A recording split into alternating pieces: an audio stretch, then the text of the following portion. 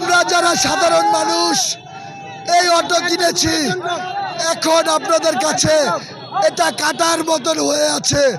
তাহলে আমাদের এইসব সমস্ত শ্রমিক ভাইদের এই জরিমানা দিয়ে অটো নিয়ে কর্মর ব্যবস্থা করে দেন। যতদিন কর্মর ব্যবস্থা করবেন না